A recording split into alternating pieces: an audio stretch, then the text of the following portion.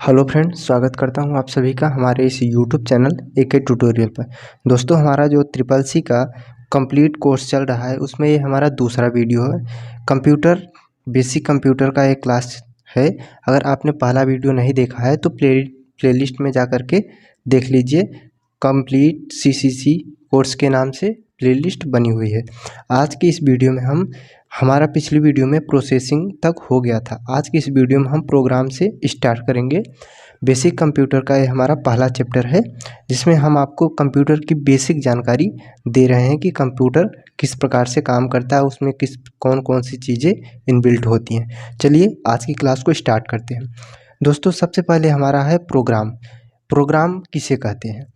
निर्देशों के समूह को प्रोग्राम कहते हैं। यानी कि जो हम निर्देश देते हैं, हम क्या करते हैं अपने कंप्यूटर में निर्देश देते हैं कि 2+2 को क्या करना है, ऐड करना है। 2+2 को ऐड करना है। हमने क्या दिया अपने कंप्यूटर में? निर्देश दिया। तो उसी को क्या कहते हैं, हम जो निर्देश दिए इसको जोड़ने के लिए हमने ऑर्डर दिया, वही हमारा क्या हुआ? प्रोग्राम हुआ। ठीक है दोस्तों, निर्देशों को समूह को प्रोग्राम कहते हैं।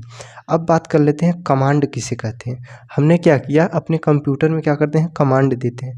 तो क्या है, किसी यूजर द्वारा एक बार में एक निर्देश देना, ठीक, कमांड कहलाता है। हम क्या किए, एक बार में एक निर्देश दिए। यानी कि हमने सिर्फ क्या किया, बोल दिया कि 2+2 करना है। तो यह क्या हुआ, हमारा एक निर्देश हुआ। एक निर्देश को क्या बोलते हैं? कमांड करना, कमांड कहलाता है। हमने क्या किया, एक बार इसको कमांड दिया। अगर हमने फिर इसको बोल दिया 2+2 इक्वल टू कितना आया, हमारा 4 आया। हमने फिर इसमें कमांड दे दिया कि 2 और ऐड कर देना है, तब वो हमारा दूसरा जो हमने कमांड दिया उसको बोलते हैं री कमांड। ठीक, री कमांड। दूसरे को क्या बोलते हैं? री कमांड। अगर हमने दोबारा कमांड दिया तो उसको बोलते हैं री कमांड। अब हम बात करते हैं फादर ऑफ कंप्यूटर, यानी कि कंप्यूटर के जनक कौन है? कंप्यूटर के पिता किसे कहते हैं? कंप्यूटर के पिता हैं चार्ल्स बेबेज। कौन? Charles Babbage. यह कहाँ के थे? इंग्लैंड के रहने वाले थे। इनका जन्म इंग्लैंड में ही हुआ था। हिंदी में इनको लिखते हैं चार्ल्स बेबेज।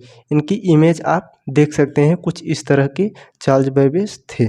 इनका जन्म हुआ था 1791 में, यानी कि 1791 में इनका जन्म हुआ था। और कहाँ हुआ था? इंग्लैंड में हुआ था। और इनकी मृत्यु कब हुई? 1871 में, यानी कि 1871 में इनकी डेथ हुई।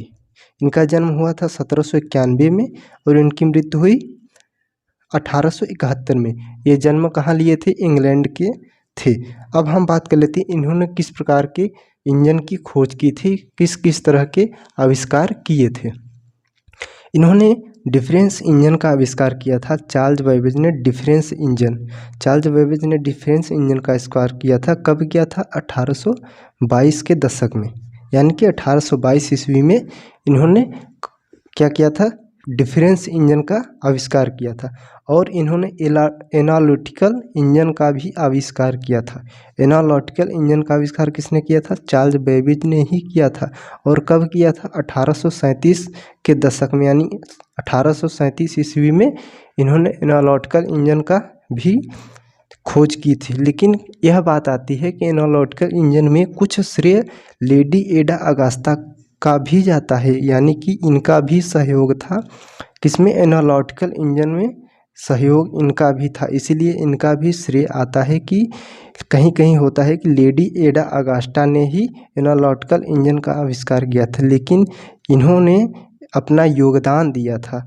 इन्होंने कम्प्लीटली इसकी खोज नहीं की थी। कम्प्लीटली खोज किसने किया था? चार्ल्स बेबेज को ही इनका श्रेय जाता है। अब बात कर लेते हैं लेडी एडा अगस्ता क्या थी। यह थी पहली महिला प्रोग्रामर थी। ये जो महिला थी, ये सबसे पहली महिला थी जो प्रोग्रामर थी, जिन्होंने प्रोग्रामिंग किया था। प्रोग्रामिंग क्या किया था? बाइनरी नंबर में इन्होंने अपना योगदान दिया था। जब बाइनरी नंबर का आविष्कार हो रहा था तब इन्होंने क्या किया था? अपना योगदान दिया था, यानी कि सहायता दी थी, सहायक थी। लेकिन क्या हुआ कि बाइनरी नंबर का आविष्कार किसने किया था? बाइनरी नंबर का आविष्कार किया था गोडफ्राइड लीबनिज ने। बाइनरी नंबर का आविष्कार किया था। कंप्लीटली इन्हीं को श्रेय जाता है कि इन्होंने ही बाइनरी नंबर का आविष्कार किया था। चलिए नेक्स्ट बढ़ते हैं। अब दोस्तों बात कर लेते हैं कि कंप्यूटर का वर्गीकरण किस प्रकार होता है, कंप्यूटर को कितने भागों में कैसे किस तरह से डिवाइड करते हैं, कंप्यूटर का वर्गीकरण हम पढ़ेंगे। अब सबसे पहला बात कर लेते हैं पीढ़ी के आधार पर उनका वर्गीकरण, यानी कि कितने पीढ़ी के कंप्यूटर अब तक बन चुके हैं। तो पीढ़ी के आधार पे कंप्यूटर हमारे 5 प्रकार के होते हैं। कितने प्रकार के? 5 प्रकार के। आकार के आधार पे कितने प्रकार के होते हैं कंप्यूटर? आकार के आधार पे 4 प्रकार के होते हैं। कौन कौन से होते हैं? मेन फ्रेम, मिनी, माइक्रो और सुपर। इनके बारे में हम आगे डिटेल से पढ़ेंगे कि मेन फ्रेम क्या होता है, मिनी कंप्यूटर कैसा होता है, क्या होता है, इसका काम क्या होता है, ठीक, ये किस प्रकार से काम करता है, माइक्रो कंप्यूटर कैसा होता है, सुपर कंप्यूटर का क्या काम होता है, ठीक। ये सारी चीज़ें हम आगे इसके बारे में एकदम डिटेल से पढ़ेंगे। एक भी चीज़ आपको छोड़ने वाली नहीं है। ऐसा मैं पढ़ाऊंगा कि कोई भी क्वेश्चन इसमें से बाहर नहीं आने वाला है। एकदम बेसिक से आप पढ़ते चलिए। अब आगे नेक्स्ट बात कर लेते हैं कि कंप्यूटर कार्य पद्धति। तीसरा क्या होता है? कंप्यूटर कार्य पद्धति के आधार पर कितने प्रकार का था? 3 प्रकार के होते हैं। कौन कौन से? एनालॉग, डिजिटल और हाइब्रिड। एनालॉग कंप्यूटर वो होते हैं जिसमें सुइयों का उपयोग होता है। डिजिटल, इस समय जो आप कंप्यूटर यूज कर रहे हैं, इस समय वर्तमान में जो कंप्यूटर यूज किए जाते हैं वो हमारे डिजिटल कंप्यूटर हैं, जो हम लोग यूजर, नॉर्मल यूजर यूज करते हैं, और डिजिटल कंप्यूटर। हाइब्रिड कंप्यूटर ये थोड़ा हाइब्रिड होता है। ये इस किस में होता है? थोड़ा बिजनेस वगैरह और बड़ी बड़ी कंपनियों में हाइब्रिड कंप्यूटर का यूज किया जाता है। अब हम बात कर लेते हैं कि पीढ़ी के आधार पे कंप्यूटर 5 प्रकार के होते हैं। तो पहले पीढ़ी में कौन से आए थे, दूसरी पीढ़ी में कौन से आए, ठीक। तो 5 पीढ़ी के हैं, तब सारे पीढ़ी के बारे में हम डिटेल से अब बात करने वाले हैं। चलिए अब बात कर लेते हैं पीढ़ी के आधार पर वर्गीकरण। पीढ़ी के आधार पर वर्गीकरण किया तो पहली पीढ़ी कहाँ, कब से कब तक थी? 1942 से 1955 के बीच की पीढ़ी को क्या कहते हैं? पहली पीढ़ी। इसमें हार्डवेयर क्या था? हार्डवेयर था निर्वात ट्यूब, ठीक। निर्वात ट्यूब यानी कि वैक्यूम ट्यूब। वैक्यूम ट्यूब का प्रयोग हार्डवेयर के रूप में किया जाता था। और सॉफ्टवेयर क्या था हमारा? एमएल। एमएल का मतलब फुल फॉर्म क्या होगा? Machine language. मशीन लैंग्वेज कौन सी थी? 0 और 1। आज भी 0 1 का प्रयोग किया जाता है। कंप्यूटर यही भाषा हमारी समझता है, 0 और 1। हम जो लिखते हैं वो नहीं समझता, वो उसको ट्रांसलेट करता है अपने लैंग्वेज में। उसके बारे में हम आपको डिटेल से बताएंगे कि किस प्रकार से कंप्यूटर अपनी लैंग्वेज में क्या करता है, ट्रांसलेट करके उसका आंसर निकाल के तब आपको बताता है कि इसका क्या रिजल्ट आया। वो हम जो लिख के देते हैं उसको वो समझ में नहीं आता। वो सिर्फ उसके लिए कोई मायने नहीं रखता। वो सिर्फ वो क्या करता है अपनी लैंग्वेज में, यानी कि 0 और 1 में उसको कन्वर्ट करके तब जाके आपको बताता है। और स्पीड क्या थी पहली पीढ़ी में? मिली सेकेंड स्पीड थी, ठीक। कितनी स्पीड थी? मिली सेकेंड। और दूसरी पीढ़ी कहाँ से कब तक होती है? 1956 से 1964 के बीच को दूसरी पीढ़ी कहते हैं। इसमें हार्डवेयर क्या थे? ट्रांजिस्टर। इसमें हार्डवेयर क्या थे? ट्रांजिस्टर का आविष्कार कब हुआ था? तभी हुआ था। इसमें ट्रांजिस्टर का आविष्कार किया जाता है। ट्रांजिस्टर लगे होते हैं, जो आपके फ़ोन में इस समय ट्रांजिस्टर लगा हुआ, यानी कि जब आप मोबाइल चार्ज में लगाते हैं उसके बाद क्या होता है कि जब लाइट कट गई तो आपके मोबाइल की बैटरी नहीं उतरती, रिवर्स क्या होता है, रिवर्स चार्ज नहीं आता आपके चार्जर में। उसमें क्या लगा होता है? ट्रांजिस्टर लगे होते हैं। ट्रांजिस्टर यानी कि कंट्रोलर लगे होते हैं आपके मोबाइल में। वही आविष्कार किया गया था कब?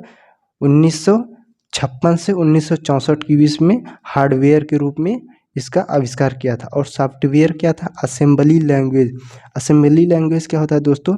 ये होता है जैसे आप क्या करते हैं कि आपके कैलकुलेटर मान लीजिए आपके पास है, उसमें लिखा होता है ऐड करना, यानी कि प्लस माइनस, गुणा भाग, ऐड, ठीक। सब्ट्रैक्शन, डिवीजन, मल्टीपल, ये सारे कौन से थे? असेंबली लैंग्वेज थे। यानी कि इसमें कोडिंग की जाती थी। आप प्लस को चिन्ह ऐड को प्रेस करते थे, क्या हो जाता था? ऐड हो जाता था। वो एक प्रकार की हमारी असेंबली लैंग्वेज थी। और इसमें स्पीड क्या थी? माइक्रो सेकेंड में इसकी स्पीड थी।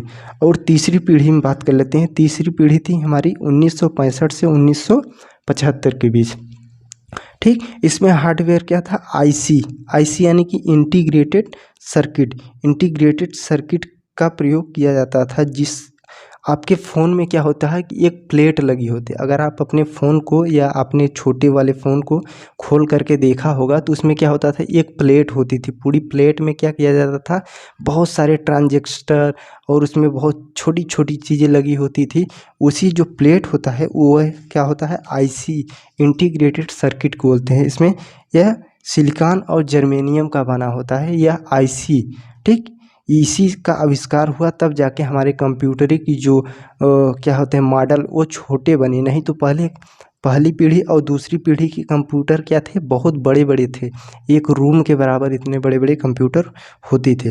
और इसमें सॉफ्टवेयर क्या है, तीसरी पीढ़ी में टाइम शेयरिंग सिस्टम क्या होता है दोस्तों, ये अगर आप क्या करते हैं अपने फ़ोन में, क्या करते हैं मल्टीपल चीज़ें चलाते हैं ना, एक ही साथ क्या करते हैं, यूट्यूब भी चलाते हैं, गाना भी सुन रहे थे, ठीक, व्हाट्सएप पे चैटिंग भी कर रहे होते हैं, ठीक, कॉलिंग भी हो जाती है, बहुत सारी चीज़ें क्या करते हैं, एक ही टाइम पे बहुत सारी चीज़ें करते हैं। लेकिन क्या होता है कि वो आप सोचते हैं कि हमारा टाइम सारा काम एक ही टाइम में हो रहा है, लेकिन वो असल में एक टाइम में होता नहीं है। आप जो अगर मान लीजिए आपने वीडियो डाउनलोडिंग में लगा दिया, ठीक, उसके बाद आप क्या कर रहे हैं, यूट्यूब पर भी वीडियो देख रहे हैं और आपने बैकएंड में यानी कि वीडियो भी डाउनलोडिंग में लगा दिया है, तो आप सोच रहे हैं हमारा वीडियो भी चल रहा है और जो है डाउनलोडिंग भी हो रहा है एक ही साथ। असल में एक साथ नहीं होता, एक बार में सिर्फ एक ही काम होता है। वो क्या होता है, टाइम शेयरिंग होता है। टाइम शेयरिंग यानी कि कुछ सेकंड, एक सेकंड के लिए क्या होता है, डाउनलोड होता है, फिर एक सेकंड के लिए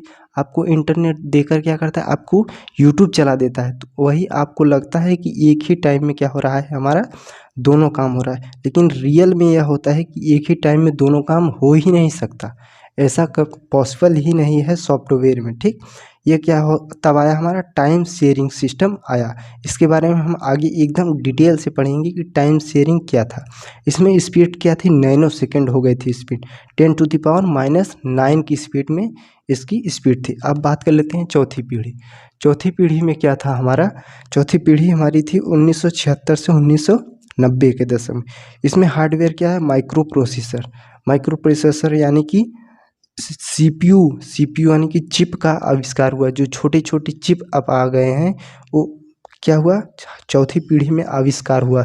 जो तब जाकर के हमारा कंप्यूटर चौथी पीढ़ी में क्या हुआ, एक पीसी कंप्यूटर यानी कि पर्सनल कंप्यूटर, लैपटॉप जैसे हो गया, ठीक, सीपीयू हो गया, डेस्कटॉप, ये सारे चौथी पीढ़ी में डेवलपर हो पाए। अब सॉफ्टवेयर क्या था, टाइम शेयरिंग भी था और अब भी टाइम शेयरिंग ही चल रहा है। लेकिन पांचवी पीढ़ी में हम पढ़ेंगे मल्टीमीडिया, पढ़ेंगे सॉफ्टवेयर। मल्टीमीडिया यानी कि एक साथ में कई काम कर रहे हैं तो मल्टीमीडिया में आ जाता है। और इसकी स्पीड हो गई पिको सेकंड, ठीक। चौथी पीढ़ी में हमारी स्पीड बढ़ गई यानी कि कितनी हो गई, पिको सेकंड की स्पीड में। चलिए दोस्तों, आज तक यहाँ आपको अच्छे से समझ में आ गया होगा कि क्या है हमारा कंप्यूटर, कितने प्रकार के होते हैं, ठीक। पहली पीढ़ी के कंप्यूटर कैसे थे, दूसरी पीढ़ी के, तीसरी पीढ़ी के। नेक्स्ट वीडियो हम इसके बारे में डिटेल से पढ़ेंगे कि पहली पीढ़ी में कौन से कंप्यूटर आए थे, ठीक, दूसरी पीढ़ी में कौन से कंप्यूटर आए थे, क्या नाम था उनका, किस प्रकार से काम करते थे। ये हम नेक्स्ट वीडियो में आपको एकदम डिटेल से बताएंगे।